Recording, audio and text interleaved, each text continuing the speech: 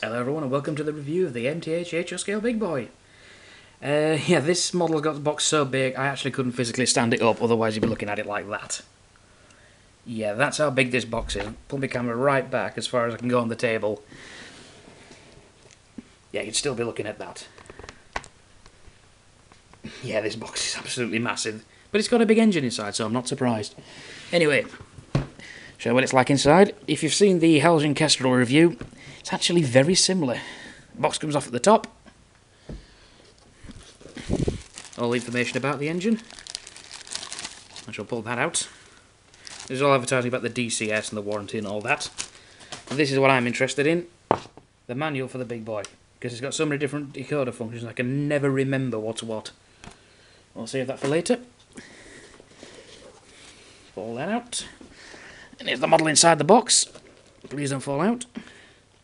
Right, as you can see, similar to the Helge Kestrel, you got some extra bits down here, a bit of extra screws. There's a coupling in there that I made up, I'll discuss that with you in a bit, and a driving axle without any traction ties. Yeah, this engine has traction ties, don't ask me why. And down here you got some little foam blocks that the model comes with, that just to hold it in while shipping. Bit of smoke oil. I don't think that's out of an O-gauge model I once had. I'm not sure, I'll put it back in the box, keep it safe. A bit of smoke oil here. I've never used it because I've got plenty of my own. And also we get this, which is for unscrewing the little bolts that hold the coupling rods in place. There you go, you see it clearly there? I might get that out of the box actually. Useful for other engines. Right, I'm actually going to jump cut it now, for the simple fact this engine is so difficult to get out of the box, it'll take you probably about 5 or 6 minutes to do it. And 5 or 6 minutes later, here I am, I've finally got it on a piece of track and put it on a Hornby long straight. As a review, I'm going to be turning it around like this, and to be honest, 2 pieces of track will just bend in the middle. Anyway, features of the model. Well, first I'll tell you about the stuff that I like and then the stuff that I don't like. What do I like? Well, first off, it's very, very heavy. The model itself, I've not weighed it, but it's got to be over 1 kilogram. The amount of weight this thing puts on the track, it can pull practically everything I own. So I've never tried it because I can't connect everything I own together. But then again I wouldn't want to because I only run about 13 freight cars with this engine and I think that looks about right. Anyway, first I'll start at the front. The coupling here, you can actually remove it. It's a simulated coupling. We're going to spin it out. There we go. Let's turn the camera so you can see it. Just there like that.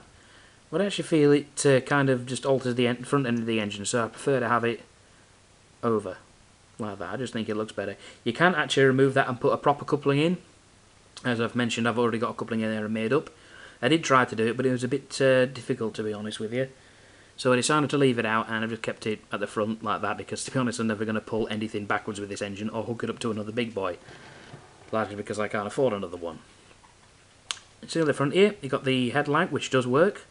Got the little number boards at the side which do work as well. I think that's a very nice feature. Talking of lights, get the camera closer. There's 2 marker lights at the front here. They both light up. So the only American engine I've got where they do actually light up. There's number boards at the front here displaying the engine's number 4012. They light up as well. I will say though about these lights, there was something I'm not happy about. You can actually see little cracks of light at the back, and in between the little parts where they put these number boards together, you can actually see the light coming through, which I'll show you when I'm running the locomotive. And in all honesty, although it all looks nice, with little bits like that, it just kind of like pulls me out and reminds me that it's a model instead of the real thing. And I know I'm never going to get one exactly like the real thing, but at the same time, these are expensive models. I mean, I paid £400 for this one. I've got no idea how much they'd be now, but I think they'd probably be approaching at least the £500 mark. God, how much would the Trix one be? About 700, I'd say? I'm not sure, I'll have to look that up. Anyway, going back, we've got the Clam Shell on here. What this is actually basically a folding smoke deflector the Union Pacific used. It's made out of canvas, and it comes up, folds up from each side and comes together in the middle. And what it does, it causes the smoke to go along the top of the boiler instead of spread out all over the place. So it's basically a cheap, simple smoke deflector. I'll just move the camera. The only thing I don't like is the paint on it's not very good. So, although it's a nice feature, there's little chinks of paint coming off it there, which is a bit of a pain. But all in all, it is a nice feature. Now, go down the side of the model. Plenty of extra pipe work and detail down here, all the fine printing and everything. It is painted metal, this model, as far as I know. It's, well, I say all metal construction, it's 90% metal construction. There's little extra parts that I think are plastic, but at the same time, from what I can tell, 90% of it is metal. The handrails down here, they're very fine, very nicely done. The only problem is, every now and then I do get a little bit of paint chip off this engine. I'm not sure why, don't exactly handle it rough, but you can actually fix it with a bit of black paint. So it doesn't actually affect the model much in any way. One thing I will mention here is the two sets of driving wheels. On a real Big Boy, these ones move, these ones stay solid. These are actually attached to the engine. But as you can see, these move as well. Now you do need that to happen in HO scale. The only one I've ever seen that didn't move at the rear driver wheels, I think it was a PCM model, a brass Big Boy, but it needed something ridiculous like, what was it? I think it was something you needed about a 10-foot wide circle of track to actually get it to do it, which is, to be honest, it's too big for HO scale. Moving further down, very nice printing here of all the numbers, and these little tiny numbers here underneath as well, underneath the running number, all painted in silver.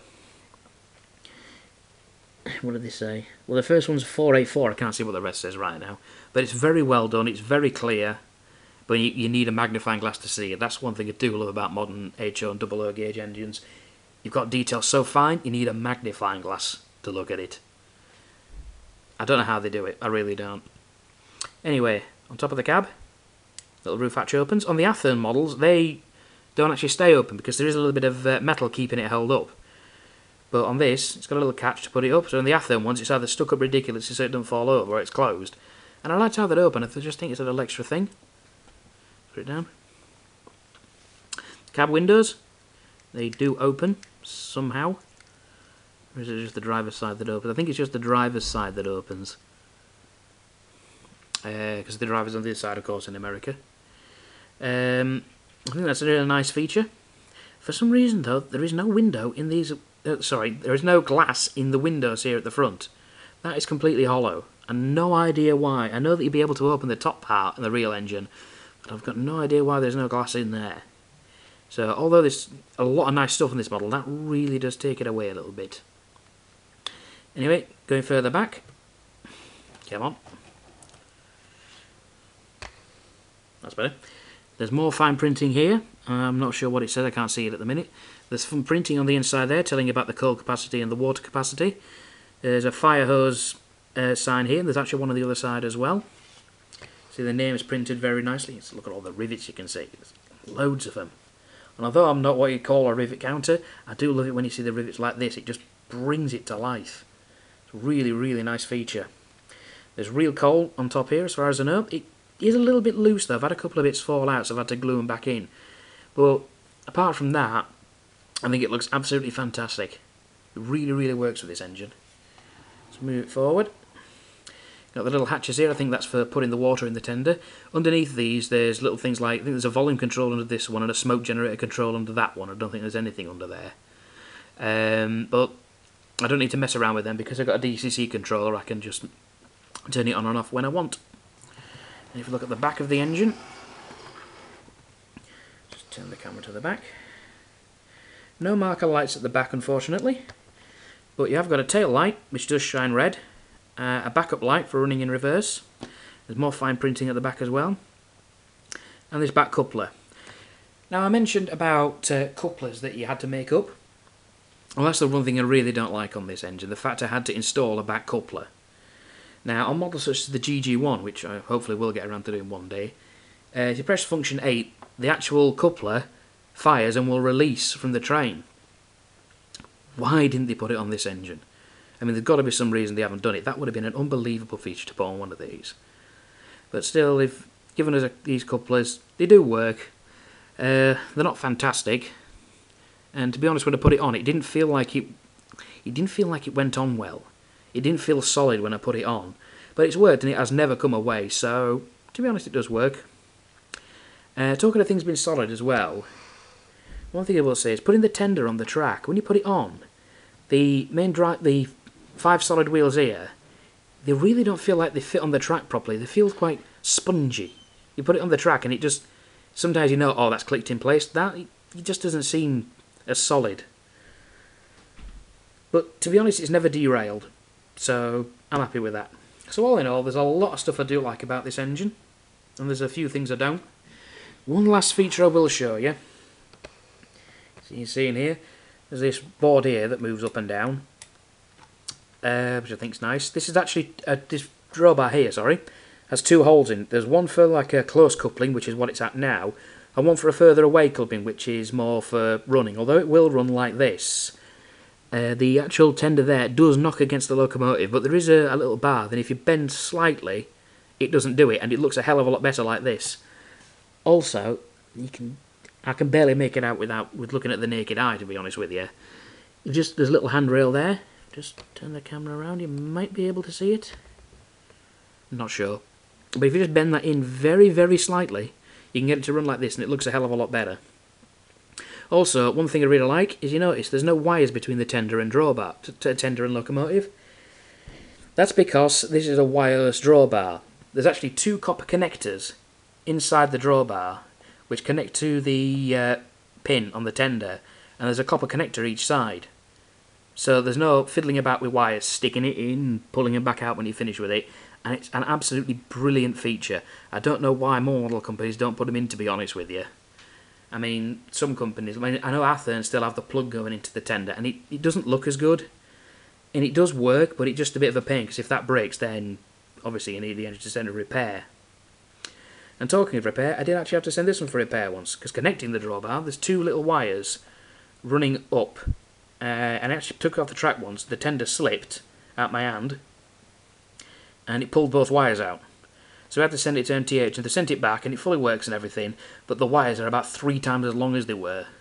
So I'm wondering if that's one thing they're going to change on the other production batches that they're going to be doing. I know they're going to be doing an original state Big Boy, the original condition they came in. But apart from that, I haven't checked the website recently, so I don't know what's going on. So, let you look at it. Come on. This engine's so big, it's such a pain to get in camera shot. There we go. Right, okay. I'm going to show you the engine running. So I'm going to be a jump. And there we go, it's on the rolling road. Now I'm actually going to end the main part of the review here. The simple fact is, the video for this model is becoming about 15 minutes long, and I don't want the video to be too long. So I'm going to end the actual review here, and I'm going to show you the running and everything in the sound demonstration, which I will do separately. So, I hope you've enjoyed my review of the MTH HO Big Boy, and I hope you'll join me for the sound demonstration. See you later.